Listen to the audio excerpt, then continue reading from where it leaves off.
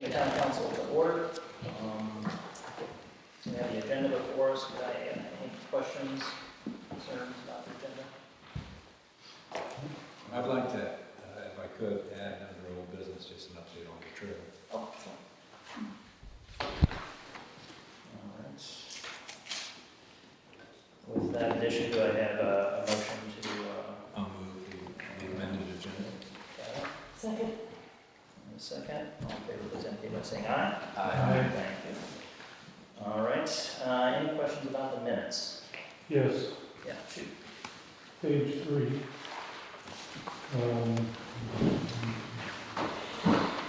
The vote did not pass 6-0, passed 6-1. Oh, no, correct. You got a roll call, right? Yes. Apologies. Sorry, what was that? It was not at the bottom of page 3. You've got the roll call right, but then you put the numbers as 6-0 versus 6-1. Oh, Any other questions on the minutes? And Martin, you can hear us okay? Yeah, I can hear you fine. Can you hear me? Yep, we can, loud and clear. Good. Thank you. All right, with that, a motion to approve the minutes as amended? Or- You move on second. All right, we'll confuse that in minutes for next one. Yes. All right, all in favor, please indicate by saying aye. Aye. All right, we got our minutes approved, our agenda approved. All right, for the mayor's report, this is my nickel. And a few things to say tonight. One, I had the distinct honor and pleasure to attend the Veterans Day events at the high school earlier today, and I just wanted to thank the young men and women at Rappahannock High for putting on a great show for myself and my fellow veterans. Great musical setup and some talks from a couple of veterans in the county to encourage young folks to consider public service. More generally, and I know it's somewhat unusual to have a meeting on Veterans Day or on a federal holiday, but when we realized we had a calendar issue, we'd already done some public notices, and I assumed as the only veteran on the council that if I didn't object, that my colleagues would be okay with it. and we can say thank you for your Yeah, well, it wasn't about thank you. I know about But on that note, I just did want to take a few minutes and talk about veterans. I spent 10 and a half years in the Navy, and then in that time, my subsequent time as a civilian in the Department of Defense, I've done a few tours at the Pentagon. And as some of you may know, the corridors of the Pentagon are filled with portraits and beautiful art.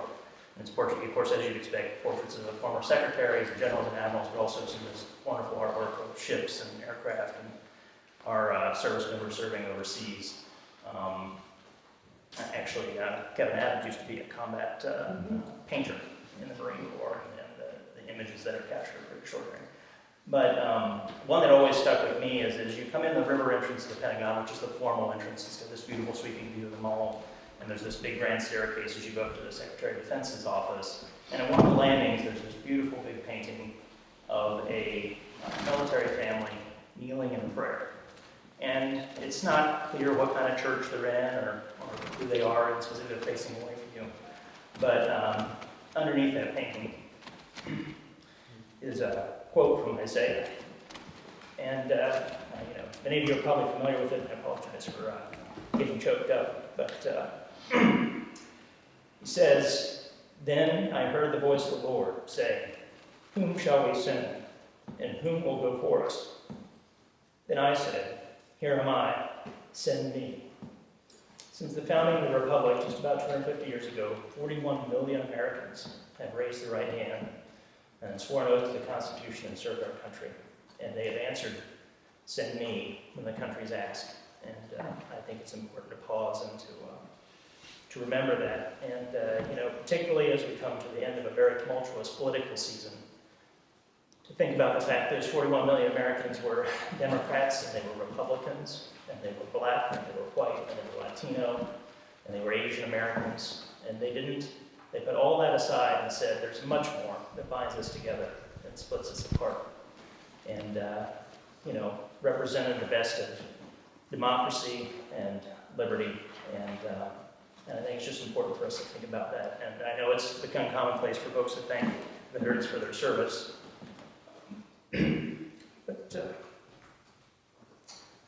also encourage you to, when you see a veteran, to pull them aside and talk to them for a little bit.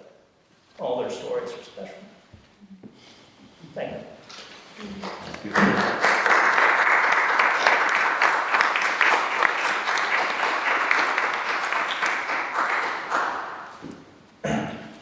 Well, on to the lighter business of the town.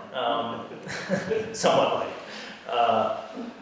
I'm happy to report that, and I am sure I'm going to mess up her name, but Debbie Giordano will be opening Mountain Goddess Boutique on Main Street. I think some of you have noticed the construction going on. The bank was here on Main Street. She does anticipate opening in the weekend before Thanksgiving. So I look forward to having a new retail establishment in town. I also spoke to Natasha Curry, who owns the Log Cabin on Main Street. She's looking at sometime early in the spring to open her jewelry business there. We also discussed the issue of stairs and potential options for solving that in a meaningful way for both of us. I think, as many of us know, the Inn is preparing to bury some of the power lines along there and might open up the opportunities for actually widen that sidewalk and find some way to solve this in a way that's amenable both to the business end of the town and to public safety. Speaking of moves, the town office will be moving the first week of December just across the gymnasium to a slightly larger space, and that's driven by the fact that folks are finally moving into Rush River. So I understand social services is moving in this week. Rappahannock, whose offices we're going to be taking over, should move in the next couple of weeks. So great to see folks finally moving, not just the food pantry, but to see the other buildings on Rush River finally going into use. Let's see, and then I guess turning to the upcoming holidays. So the Christmas parade in Little Washington will be on December 8th. As some of you know, Van and I usually host an open house at our place that morning. This year we're going to have an open house here at the town hall, thinking that it's a great opportunity. Folks can just spill outside and watch afterwards, so more to follow on that. But we'll probably do that from 10 to 12, and then the parade starts at 12. And then the town holiday party will be the following weekend on December 15th from 5 to 7. I think folks have seen that in emails. I look forward to getting my fellow elves in to help for the setup as we help with that. And then probably Fred to help decorate the town the weekend after Thanksgiving. So we should, the weekend of the 30th and the 1st, we'll be working our way around town, putting up greenery and decorating the town hall. So, as usual, the town will be providing ham and some other things, and then we'll send out a list asking for folks to sign up by alphabetically to provide sides and desserts, etc. That should be a good idea. And Trinity is generously lending us a few tables. I think that will allow me to conclude the mayor's report. Any questions? Madam Treasurer? Nothing this month. Okay. Yeah. Mr. Krim? Thank you, Mayor. Two items to report on this evening. The Commission on Local Government process is completed. The voluntary settlement agreement petition has been submitted to Circuit Court. The judge panel has been requested, but we haven't seen them appointed yet. So that's moving along as expected. With regard to the tax license for the Jimmy Kerr property, Dave Duke, that has been finalized. And that's all I have to report on. Stand ready to answer any questions. And you broke up for a second there, Martin, but the path agreement has been finalized with Jimmy. Was that done? Yes, sir. Yeah, okay. Thank you. All right. Mr. Capson? I have nothing new to report to the town council as far as activities. Okay. Last one, chair of the planning commission has some words I for it. understand she does. Thank you. Thank you, Matt. So we've actually had two meetings since we saw you. The first one was to discuss the request by Gather Virginia LLC to rezone from village residential to village mixed use. We had a public hearing. I think it's fair to say we had a very good presentation. Thank you very much. And we had a robust discussion. I think it's fair to say that most of the discussion in the public hearing raised questions about the rezoning on a number of issues. Spot rezoning sets a precedent and hasn't been a norm in the town. The fact that we heard very robustly from the immediate neighbours that it was a residential area surrounded on all sides by residential, and that we had an explanation from the zoning administrator, that it's either an approved or not approved, that we can't approve it with conditions because there are no SUPs. So you approve it to village mixed use, it then opens the door to certain by right uses, and also some things do need an SUP, but others don't. So in the end, there was a decision of planning to recommend to the town council not to approve it. We also had a presentation by Rush River Commons.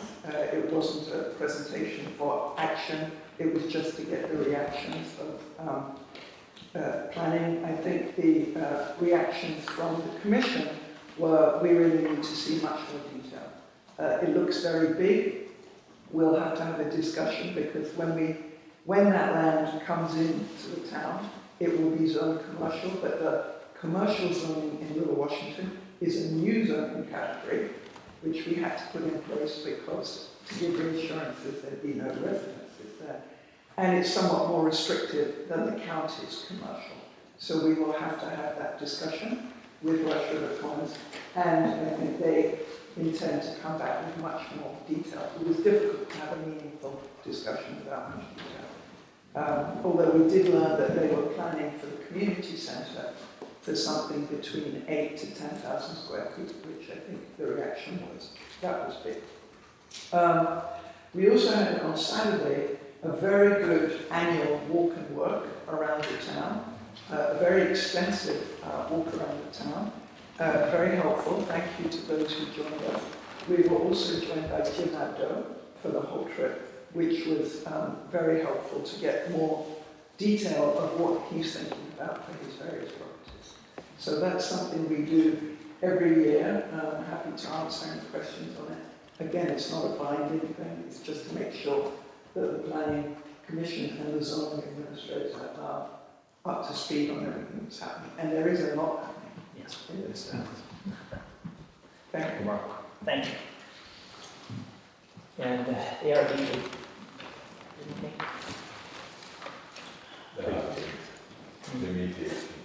Okay. All right. At this point, I think we'll move to. Can I ask a question? Yes, ma'am. Is there a timetable when you'll be hearing from Rush River? You said there'll be a further discussion. Yeah, I think we proposed that at our next meeting on the 25th, they might, of this month, they might come back, but I'm not sure. It's really up to them to make the proposal. And we haven't heard from them. So. As I understood from my last conversation with them, they just sort of want to start this discussion sort of more generally before they get too far on actual submission. I think that's what we were trying to signal in our last presentation, for better or worse. But I think from a timeline perspective, they're thinking as they wind down work on Rush River 1, they would like to be able to sort of have that group just sort of pivot to dealing with Rush River 2 sometime in the next spring or summer. So, as I understand it. There is a lot of, will be a lot of activity regarding the Stream bed. the stream bed area and conservation area between the two buildings, two sides. So that will start probably in late January, February. Which will include the construction of 2 bridges across the stream, property, 2 pedestrian bridges.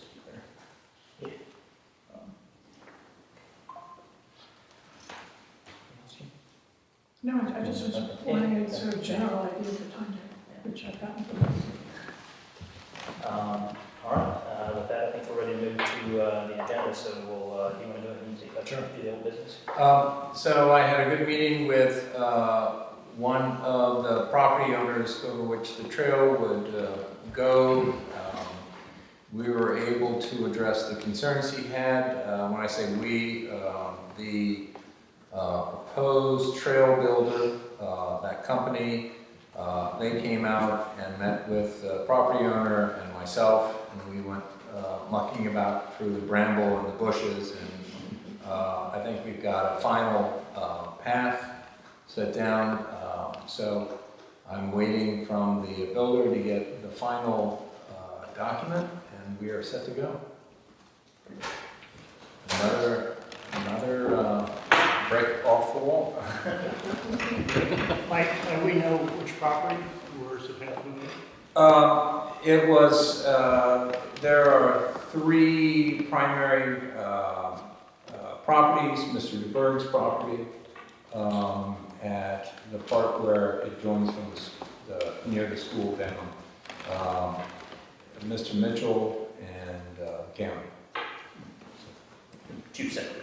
Yeah, One. I just, No. which, No, we good were talking good about. question. Okay. All right, so we'll turn to new business, and at this point, I will open the public hearing, and I'll go ahead and, so we're holding a public hearing at the request of Gather Virginia LLC to change zoning district categories for the property at 189 Main Street, Washington, Virginia. Tax map ID 20-A-52 from the current village residential to village mixed use. This property is known as the Foster Harris House. The request is being considered in accordance with the Town of Washington zoning ordinance, Article 9, Amendments, Section 1, Paragraph 1.1C. The property is located in the village residential and historic zoning district categories. Would Gather Virginia like to make a presentation? Yes, yeah. So, good to see everybody again. I feel like this is where I am these days.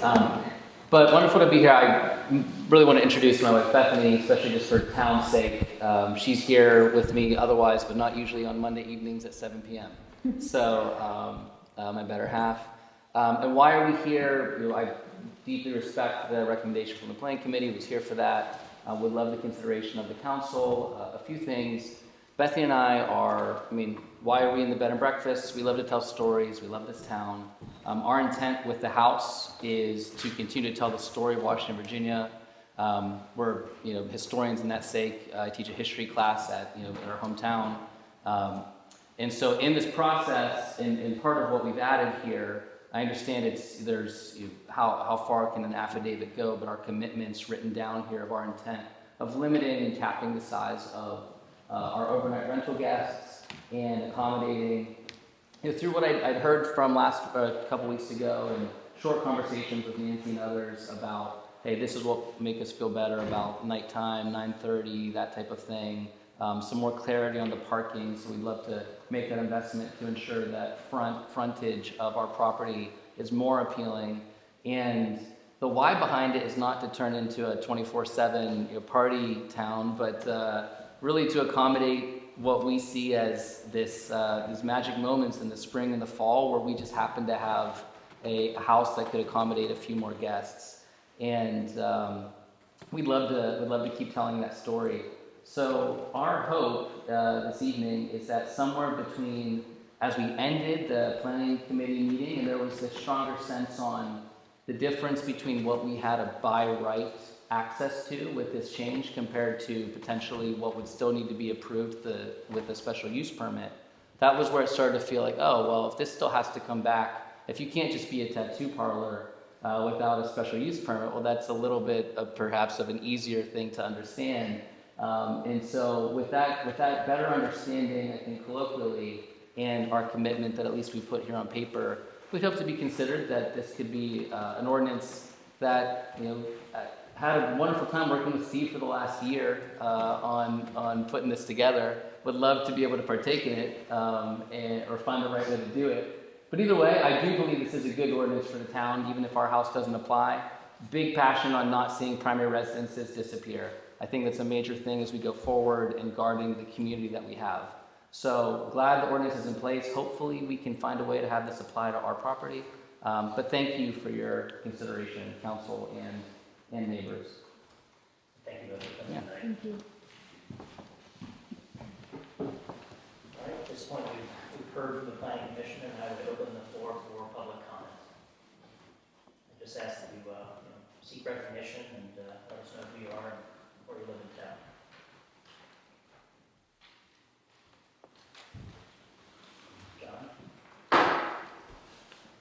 John? Good evening, John Sullivan, the resident of the town, adjacent property owner.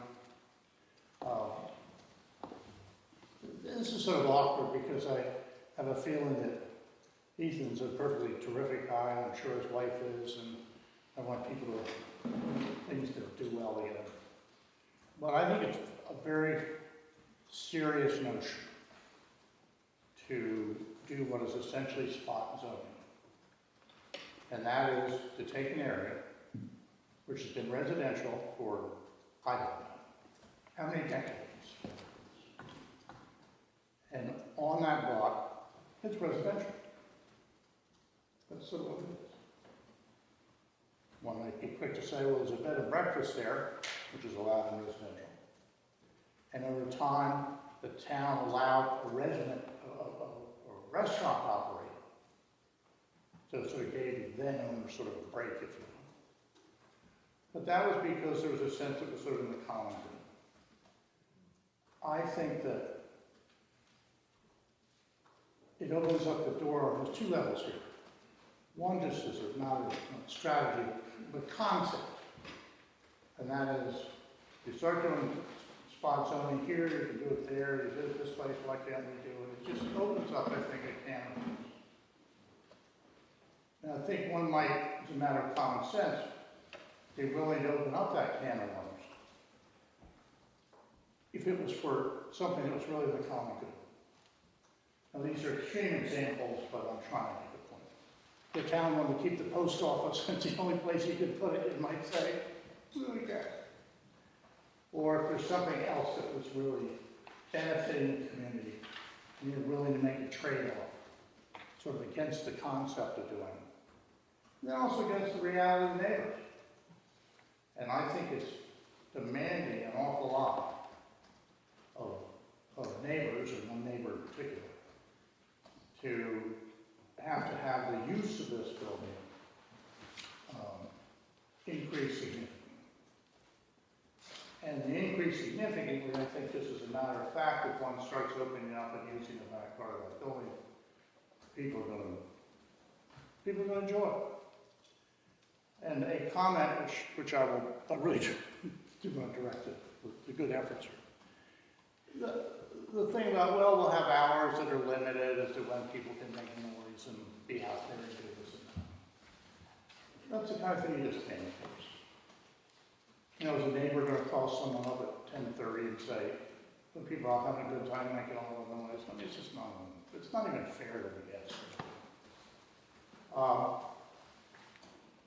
It was raised, the planning commission, someone brought up the notion, well, it's good for the town because it's going to increase town revenues. There is a reason to do it. But if you play with the numbers, and I obviously don't know the specific numbers, but you can sort of say X rooms times what rental fee times usage during the year or something. And maybe the town might get $3,000, $4,000, $5,000 out of the project, maybe whatever. We're not talking about like a lot.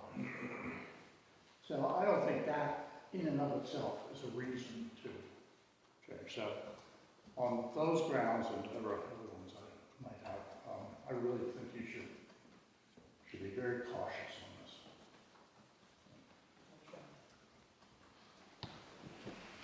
Any other comments from the public?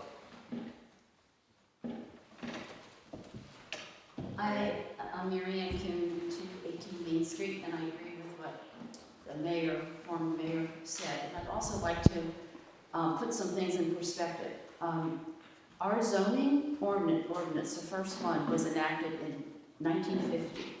And since that time, this property has been zoned village residential. During that time, Foster Harris House the property became Foster Harris House, and it had 6 owners that were innkeepers and managed it as a village residential property. I urge you all to consider if this is a strong case for rezoning, whether it's in the public interest, and to consider the surrounding properties and neighbors, John Sullivan, Chuck and Diacri, and mostly Nancy Button, whose family has lived in that house for decades. I think a large part of this is how it will affect the public interest. And also, in the future, these people seem like wonderful people, and I'm glad that you're in town. But what's going to happen when they leave and it's been rezoned? That's what really worries me. Thank you. Thank you, Mary Ann. Any other comments from the public? Hearing none, I will close the public hearing. And I'll turn to the members of council for questions, thoughts, concerns. Perhaps someone could give a specific outline to the current number of rooms and the current request. And as I understand it, it does not require any additional building. It's simply utilization of the rooms that are in the house. That is correct. They are currently authorized to use 5 of the rooms in the house. It's my understanding, you shouldn't do math in public, there are 4 additional bedrooms in the house.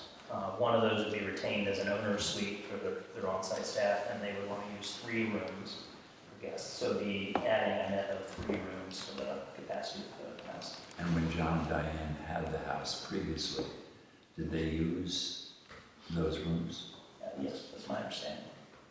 As, As their own. No, I'm sorry, as their own residence. I apologize. That's theirs. so, Yeah. and when Klaus came to the house, how many rooms did he rent out? 5. 5. Yeah. Oh, That's the limit in village It was residential. The limit It is was 5. previously the limit for the town at large Yeah. for a bed and breakfast, but the ordinance changed. It could, in theory, go up to a higher number. So when the house was remodeled to include that number of rooms, was it understood by the owner at that time that they could not be used? Yes. And they weren't used. They were, That was John and Diane who added the addition. yeah, and that was their own personal. Yeah. They had So they had a multi-room Yes. private residence. Yeah. The other son, they had like John's or Diane's mother, Diane's lived mother. for a period Mhm. in the house with them. I see.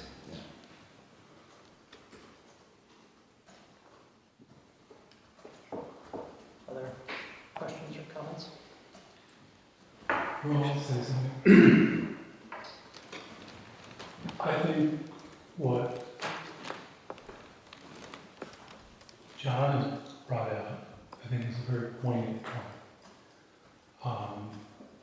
If we were to make a change, then that opens up other properties, other property owners saying, well, you did it here, now I want to do it, why can't I do it? If we oppose it. I think we start to lose the town's character. We've established residential, mixed use, commercial, we've got these areas set up, and if we start doing this spot zoning or specialty zoning or whatever label it would get, I think we start to break up the town. And then that brings up the very question, well, if we're going to start doing this, and the character of the town has changed because we're now putting all these different zoning areas within zoning areas, then why zone at all? Then let's just be like Houston. Build a mansion next to a shack, you know? And then the character of the town is lost. I value what the owners want to do. I don't think it's in the town's responsibility to start making such dramatic changes to the makeup of the town for a purpose, whether stated or not stated, to increase revenues. We've had people come before us and say, well, I can't do this, then I can't afford the property. That's not our responsibilities. You enter it, you purchase it, it's up to you to be able to make a profit, live comfortably and successfully in town. So I think that I want to support our planning commission.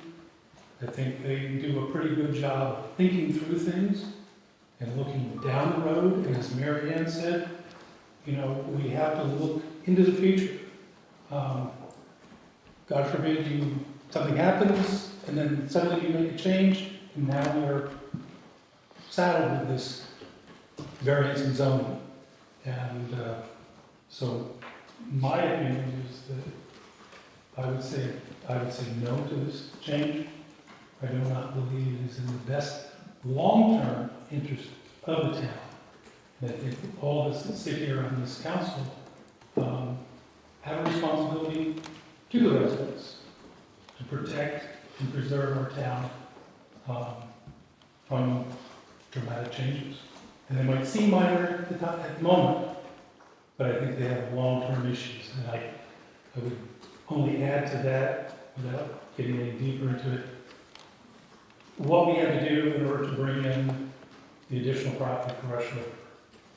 You know, the comments are out there. Oh, we'd like to have housing, we'd like to have housing. And the only way we can make that deal happen was to make it commercial. So there is no potential for housing. And I think I personally apologize to the residents of the town, to the county residents. We didn't look far enough down the road and to say, we really should have forced that issue and made it more of a point. So that's a separate topic. Here, I think we should not go forward with any changes. I don't want to history, but I would just say that on that particular last point that, you know, we had the option of A, bringing it in, or B, not bringing it in. There was not that. No. We spent a year arguing it. I So, understand. yeah, I so understand I think we're better in a situation where we can revisit it later, Yeah. rather than not have it at all. Yes, Gail. I love what you're trying to do. Let me put it that way. I have to agree with the planning commission recommendation, all of John's, Nancy's comments in the past, and Mary Ann's, because, well, I don't believe in spot zoning, period. But what happens when things turn over and it's wide open? I think it would be marvelous if we could find some workaround without touching zoning that would, I don't know what's out there, that could allow them to use those rooms on a limited basis, and it wouldn't go with the land. It would just be conditional. So I would love to see, instead of us sitting here and making some decisions tonight, saying, no, let's gather the troops together, put our heads together and see if there's any creative way that we can make everybody happy. So that's my recommendation, is throw it back to the planning commission, no, the zoning, or we can just start talking about it. And just come amongst ourselves. Planning commission doesn't want that. And there's just, we'll talk to Steve, maybe just all get creative as much as we can to legally. I know Barbara, only two of us at the time can chat. But maybe we have a working meeting. Have a working meeting with just that. Mm-hmm. Okay. But I'd like to see something like that. A little creativity for the town council with the attorney's approval. Thank you. Martin smiles. It's always a good time. Mr. Mayor, I have some comments. First of all, I want to say how much I appreciate the work that the planning planning commission did on this. And I'll be honest with you, I struggle with a 2-0 vote, knowing that there are a lot of circumstances that the commission had no control over. But it's still, I struggle with that.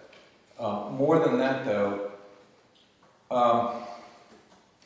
I heard in the chair of the planning commission's comments that she felt to a certain extent hamstrung in the options that they could explore by some of the rules and regulations that were put into place regarding the special use permit or other things that could have put some better restrictions, could have removed the whole thing about spot zoning and get out of this whole thing about zoning. I've heard rumors that there has been a presentation by members of the state legislature to refine the rules around this, and that they're hoping to have it brought up in the General Assembly at their next meetings over the course of this late fall, early winter. And I would like to have a chance to see what comes out of the legislative changes that may happen, and see if it provides more of the tools, such as our Madam Treasurer is talking about. There's also, I appreciated, I didn't go to the meeting, but I did read the Rappahannock News, which, by the way, is a wonderful resource we have in the community, and I'm so glad that we have it.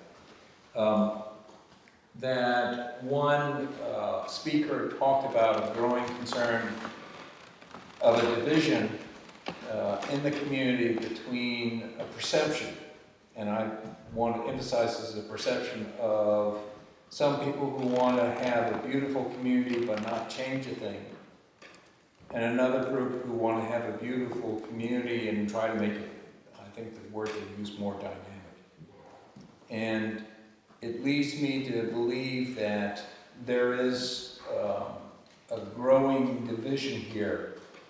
And I thought one of the things, if we could defer this, is I know the Planning Commission in 2022 did a review as required of the comprehensive plan, but I know the chair had been very interested in doing kind of a total reassessment, revision of the plan, and I would think that it would be nice to get a sense from the entire community how they feel about what is this perceived division, to find out if there's a good way to bridge that, and have that kind of information at hand. For the applicants, I'm doing what people accuse government of, which is delay, but I apologize. But right now, it seems that if we make a decision, we either have to go yes or no, and we don't have a lot of choices because of the way the state legislature, the state laws were promulgated last year. And hopefully they will amend and correct those and make it so that there are some more options, that we can explore some different things, that we can also get a consensus on this issue and other issues about how to go forward. So if at all possible, I would look forward to, would appreciate having the chance to defer this until we get some more options. Actually, I have a question about the ordinance commitment and affidavit, which we just got fairly recently.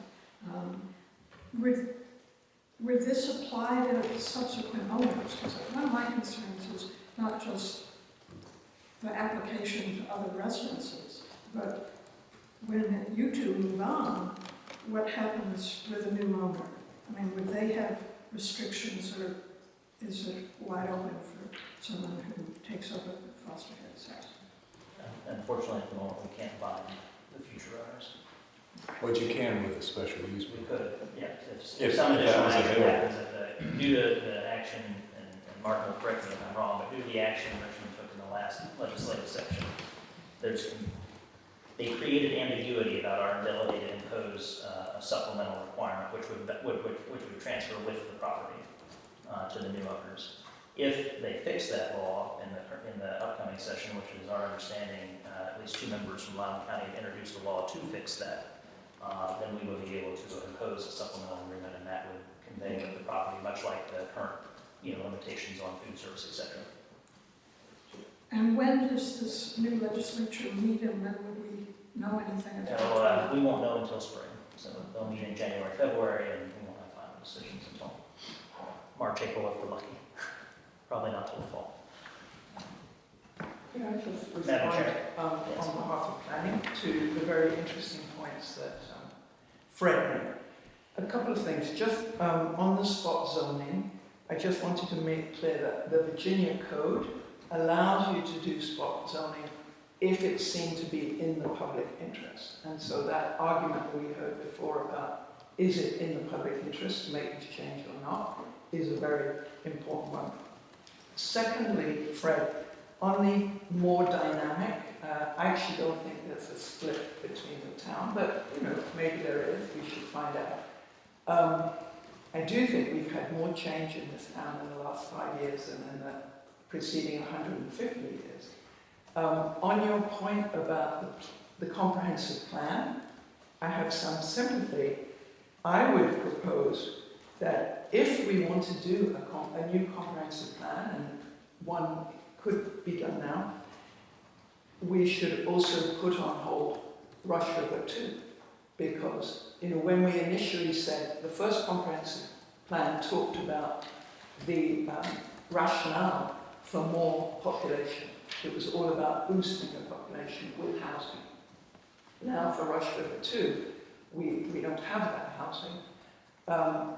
There are some in the town who feel, let's see, we may love Rush River 2, but let's see Rush River 1 up and running before we have to make sort of a commitment on Rush River 2. So if we were to do another comprehensive plan, which might be timely, to say to the town, all right, you've had this much change, do you want more? Do you think we need to be more rapid in how we go about things? Then I think it should apply across the town as a whole. And that would be a reason to look at what people want for Rush River 2 as well, because we're about to embark on very significant change. Absolutely. I guess in response to your response is, I think it's a bold statement to say that there's been more change in the last 5 years than there have been in the last 150 years, considering that the town went through a lot of changes and went from population of 500 down to 100, and all the dynamics that went with the loss of many of the businesses and some of the other things. But I take the other points that you make, and I guess the main point that I'm trying to say is that there are enough variables here that that it would make sense for us to have a better view that we would have after hearing from the General Assembly, and also to get some sense, and perhaps it's not part of the comprehensive plan, but and perhaps my perception is wrong, but it seemed to be a perception that came from another person who was at that last meeting. And it's one that I have some of the same feelings about, and other people I have talked to. Whether that's reality or not is immaterial. What's more important is that I think we are at a crossroads. If I'm not interpreting this wrong, you're talking about all the change and all the things that are happening in the last few years. We are at a crossroads of trying to figure out where we are. And so it seems to me that this is a good time to try to figure out where we are going forward. And so that's part of the process. I may ask that we defer I'm further sorry. back and forth about the potential future actions and deal with the one tonight. Brad, I think you had a follow-up comment. Well, I think Or a second. come out and been aired and, In a certain way, I was going to say, you know, we could ask Mr. Clearman just to, you know, clarify, as the law states now, what the restrictions are, what limitations are, and then, as Fred mentioned, the legislature's going to be going through, so there may be amendments, or there may not be, who knows? It's all in the air. But I think, you know, that's probably one thing is to just maybe, again, just a brief, you know, paragraph, this is what you can do, this is your limitation. And then we just have to sit and wait. I think Mr. Prim's response to that's going to be very short. Martin? Yeah, so the current law is that you cannot have special use permit for a bed and breakfast or other short-term rental use that impacts on the owner's use of the property. There's all kinds of problems with that, including federal right to travel and Commerce Clause issues. But the not right to travel, Commerce Clause is the relevant one.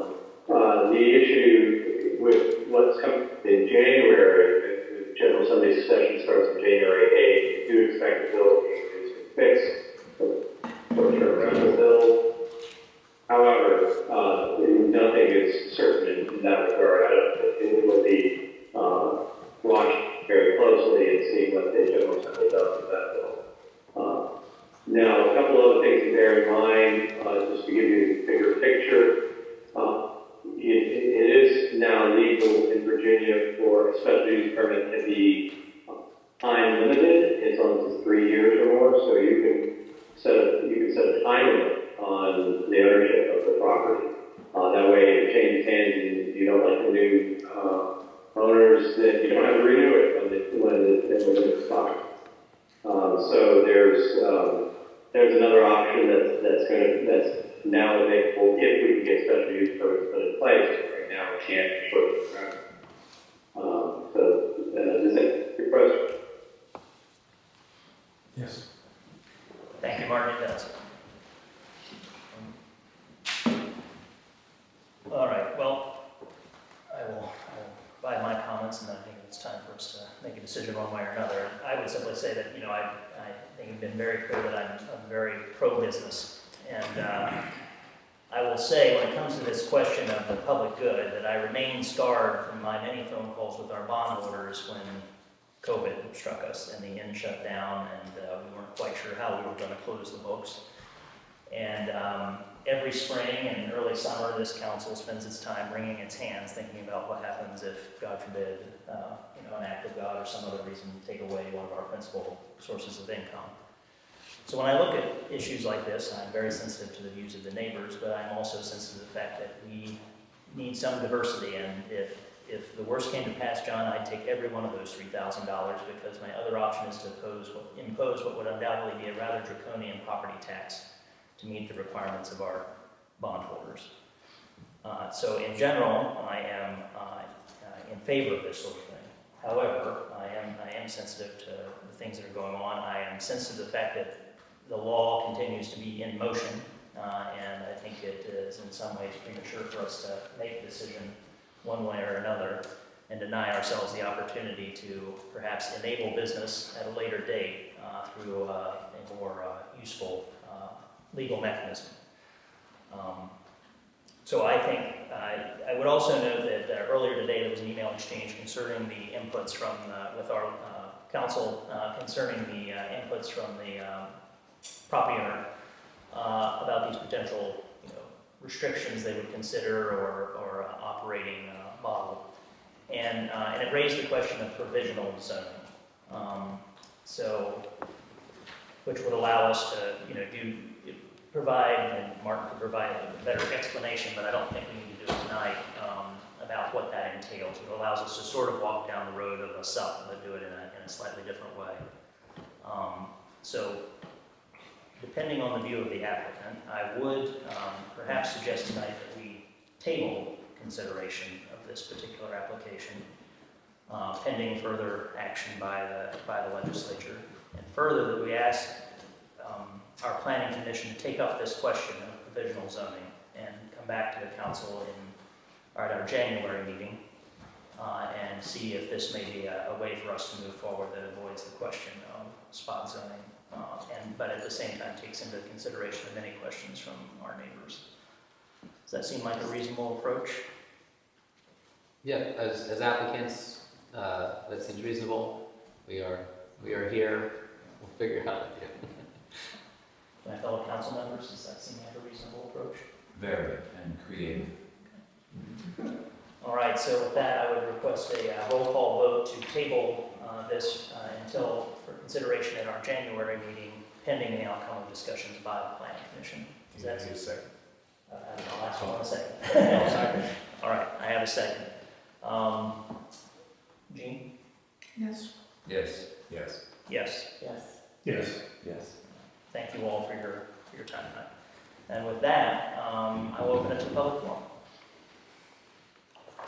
Don't just want to get away to dinner. Yes, ma'am. I just want to say on behalf of the planning commission, we're always very happy to serve. So we will take up your recommendation. Not gone. Thank you very much, Madam Chairman. Any other questions or comments from the public? Can the public talk about the subject you just discussed? Or is that off the table? I think it needs to be further explored. There'll be plenty of time for discussion later on. And that, I'm saying that partially out of defense because I'm not particularly well informed on it myself, as it's a question that just came up in a conversation with our lawyer this afternoon. But that's okay, John. Okay. All right. Hearing no other comments from the public, I would entertain a motion to adjourn. Move. Second. All right, all in favor, please indicate by saying aye. Aye. All right, we are adjourned.